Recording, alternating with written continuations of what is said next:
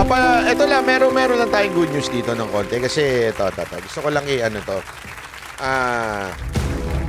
magkakaroon Tuesday, okay? Magkakaroon ng Senate probe ng mass grave inside maximum security.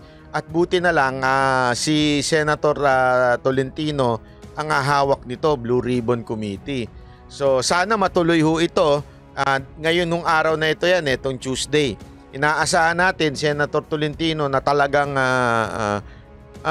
wag ho kayong papayag na palusutan ng mga ilang ating ilang mga government official na ang hilig magpalusot. Sana ho panagutin nyo ho yung talagang dapat na mga mananagot dyan. Kasi ang nangyayari ho, napapahiya ho ating gobyerno, lalong-lalo na si Secretary Remulla, napahiya siya dahil doon sa fake news, di ba?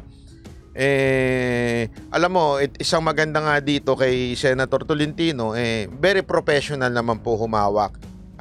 Very hard at saka magaling, matalino pagdating, lalo na abogado kasi. Tama-tama ho Ang pinagkaiba ho kasi nila ni Gordon, si Gordon, politiko di ba? Noong time na hinawakan niya yung Blue Ribbon Committee, matalino sana si Gordon. Problema, ginagamit yung talino laban sa politika, mga kalaban niya sa politika. At that time, kay Pangulong Duterte. Itong si Senator Francis Tolentino, hindi ho ito yung namumulitika. Ito ho ay talagang maganda ang kanyang pamamalakad pagdating po sa pagdating sa Blue Ribbon. Sana talaga maisiwalat. Kasi alam nyo, Senator Tolentino, napanood ko ho yung sa Congress. Nung tinatanong na ho si Secretary Remulla, parang siguro, hindi ko alam kung takot yung mga kongresista o dahil dati nilang kasamahan si Congressman si Secretary Remulla. Kasi dati yung congressman si Secretary Remulla baka dating nilang kasamahan yun, kaya medyo takot sila magtanong. At medyo pagka nagsasalita na si Secretary Remulla, atapang tao pa naman magsalita nun, di ba? Medyo may pagkaastig. Medyo bumabalok totoo yung ilang mga congressman natin.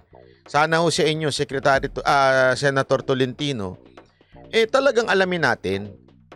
Alamin ho natin kung ano talaga ang nagiging problema dyan sa Bucor. Bakit ganyan? At sana, ako ito lang hiling ko sa inyo, sir. Sana itigil na nila yung pagsisisi kay Bantag sa nakaraang gobyerno. Kasi tapos na ho yung nakaraang gobyerno. Ngayon ho ay bagong gobyerno na. Ibig sabihin, ang lahat ng mali dapat i-correct na ng ngayong gobyerno, hindi yung nakaraang gobyerno. Kung babalik sila doon sa nakaraan, di ibalik na lang nila yung mga nakaraang nakaupo at yun na lang ang sisihin natin, di ba? So sana, Senator Tolentino, yan po ang maidiin natin. At wala na hong sisihan sa mga nakaraan, move on na, ika nga mag-move on na sa mga nakaraang pamumuno ni Bantag at ngayon dito na sa bago. Sana ho talagang yan ho, at bilang abogado mabuti ho kayo ang magtanong talaga ng diretsyo na sa mga nagpapalusot. Diba? Ika nga, alam naman natin, dami nagpapalusot dyan sa Bucor At sana maitanong din po, Senator Tolentino, kung totoo bang sinibak o baka naman ni-reassign lang o kaya isinuspend lang yung sinasabi nilang sinibak. Baka mamaya palusot lang yan. Sana mahingan ninyo ng dokumento na talagang sila ay sinibak. Kasi yun ang palabas sa media, sinibak Pero duda ako kasi ganyan din ang ginawa sa NBI. Sinibak daw pero hindi naman pala sinibak. Nilipat lang ng istasyon yung kanilang security chief. Binubudol natin ng taong bayan kung ganyan, di ba? Mali-mali naman po.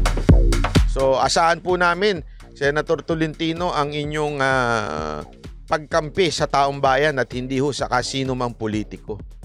Yun lamang po. Salamat. Ito po Ito naman ito. Wait lang.